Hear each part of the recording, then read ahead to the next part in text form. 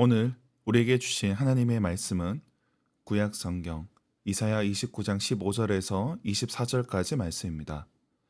말씀을 봉독하겠습니다.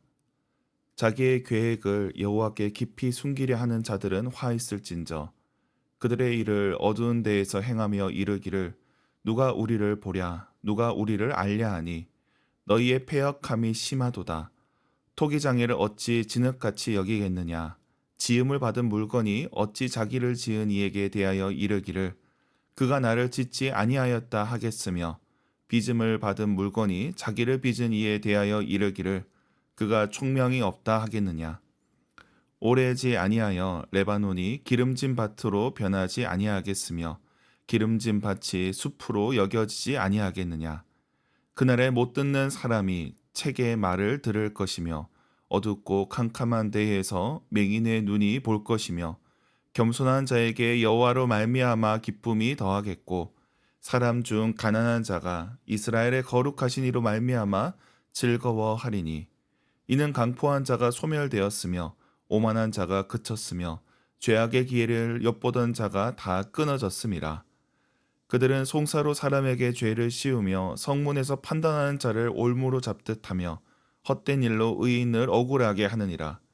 그러므로 아브라함을 구속하신 여호와께서 야곱 족속에 대하여 이같이 말씀하시되 야곱이 이제는 부끄러워하지 아니하겠고 그의 얼굴이 이제는 창백해지지 아니할 것이며 그의 자손은 내 손이 그 가운데에서 행한 것을 볼 때에 내 이름을 거룩하다 하며 야곱의 거룩한 이를 거룩하다 하며 이스라엘의 하나님을 경외할 것이며 마음이 혼미하던 자들도 총명하게 되며 원망하던 자들도 교훈을 받으리라 하셨느니라. 아멘. 매일 성경 순서에 따라 이사야서 29장 말씀을 살펴보겠습니다. 오늘 말씀도 어제에 이어 인간의 지혜와 하나님의 다스림을 대비하고 있습니다. 각 절별로 주요 내용을 먼저 살펴보겠습니다. 오늘 본문 15절에는 자기 계획을 여호와께 숨기는 자가 화가 있다 말씀합니다. 여기서 자기 계획은 인간의 지혜와 명철을 뜻합니다. 이들은 자기 자신의 지혜를 의지하는 자들입니다. 하나님 없이 자기 힘과 지혜를 믿는 자들입니다. 그래서 이들은 실천적으로 무신론자들입니다.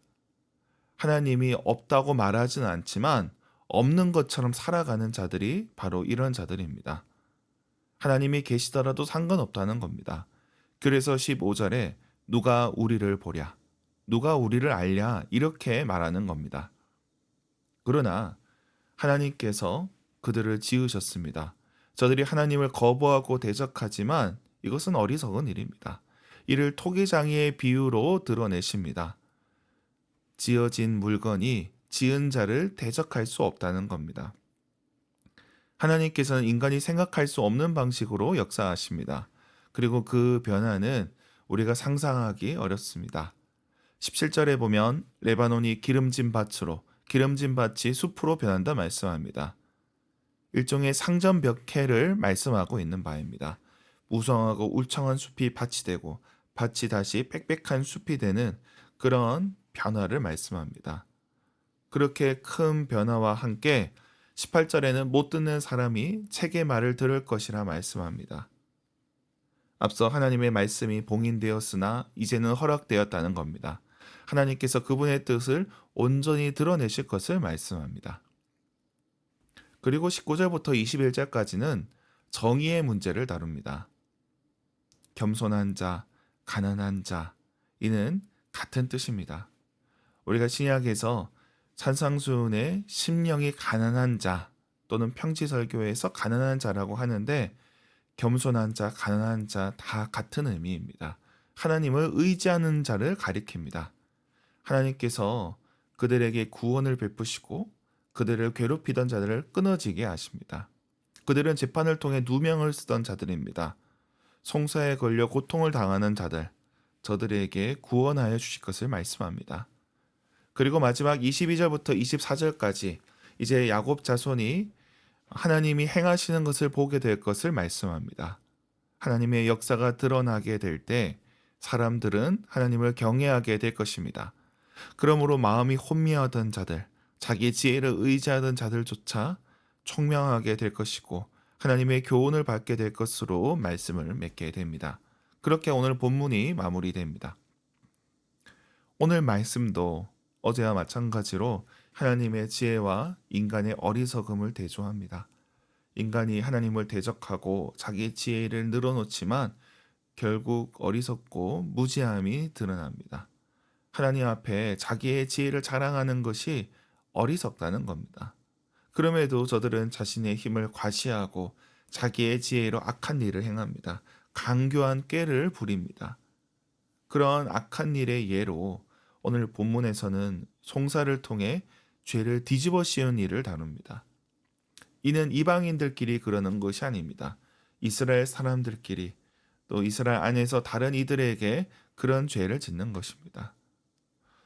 예를 들어 폭력 같은 경우에는 개인적인 문제를 할 수 있겠지만 재판을 타락시키는 것은 공동체 전체를 죄를 짓게 하는 것입니다. 이미 지은 죄의 문제를 해결할 수 없게 만드는 일입니다. 그래서 하나님께서는 이러한 재판의 문제, 사법의 정의를 중요하게 여기십니다. 오늘날에도 마찬가지입니다. 오늘날 고도의 전문가들이 재판에 다루고 있습니다. 그런데 비전문가나 일반인들은 전문가의 도움을 받을 수밖에 없습니다. 그런데 비싼 변호사를 써야만 이길 수 있다면 또는 판사나 검사와 연줄이 있어야만 이길 수 있다면 이 또한 올무로 의인을 잡는 것이 될 수 있다는 겁니다. 억울한 자를 만들어내는 것입니다. 하나님께서는 이런 죄를 미워하십니다. 재판뿐만이 아닙니다. 자기 힘을 믿고 세상에서 자기를 과시하는 자들은 하나님께 죄를 짓는 겁니다. 누군가에게 죄를 짓는다는 건 결국 그를 지으신 분에게 죄를 짓는 것과도 같습니다. 더 나아가 자기를 지은 토기장이에게 따지는 것과도 같은 일입니다. 그런데 이 세상에 지혜 있다 하는 자들, 힘 있다고 하는 자들의 일이 그렇다는 것입니다. 그러므로 하나님이 행하실 일들을 기대해야 됩니다. 우리를 살피시는 주님께서 주님의 정의를 드러내실 겁니다. 우리 가운데 그리고 이 땅 가운데 숲이 밭으로 변하고 밭이 숲으로 변하는 그런 변화가 나타날 것입니다. 주님의 권능이 드러나게 될 것입니다.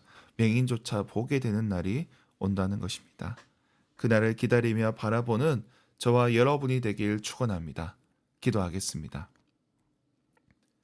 하나님 아버지, 오늘도 우리에게 말씀을 허락하시니 감사합니다. 부족하고 연약한 인생들, 주님 없이는 살 수 없는 자들이오니 주님께서 함께하여 주시고 은혜를 베풀어 주시옵소서. 우리 가운데 가난한 자, 연약한 자, 저들을 주님께서 긍휼히 여겨주시고 주님께서 저들에게 구원을 베풀어 주시옵소서. 억울한 일을 당하는 자가 없게 하여 주시옵소서. 이 세상을 살아가는 동안 자기 힘과 지혜를 의지하는 것이 아니라 하나님을 의지하는 자 되게 하여 주옵소서. 또한 우리에게 주신 사명을 놓고 기도합니다. 캠퍼스와 이 지역에 또 많은 학생들과 청년들이 있습니다. 저들에게 복음을 전하게 하여 주옵소서. 또한 이 일을 위해 세워진 선교센터 그들과 상주 수련장에도 주님 은혜를 더하여 주시옵소서. 우리 자녀들을 위해 기도합니다. 초중부 자녀들 다니엘처럼 요셉처럼 하나님의 사람으로 자라게 하시고 저들이 장차 이 나라와 민족 세계와 열방 가운데 하나님의 뜻을 드러내는 그런 자들이 되게 하여 주시옵소서. 저들을 지도하는 전도사님과 교사들에게 주님 은혜를 베풀어 주시옵소서. 또한 우리 가운데 병든 자들을 위해 기도합니다. 연약한 육신에 고통받는 자들을 주님 불쌍히 여겨주시고 저들에게 치유와 회복의 은총을 허락하여 주시옵소서. 태의 열매를 구하는 자들이 있습니다. 주님께서 저들에게 생명을 허락하여 주시옵소서. 오늘도 주님 앞에 나온 권속들 그리고 각자 삶의 자리에서 애쓰고 수고하는 모든 이들에게 주님 함께하여 주시옵소서. 저들의 걸음을 인도하여 주옵소서. 감사드리며 예수님의 이름으로 기도드립니다. 아멘.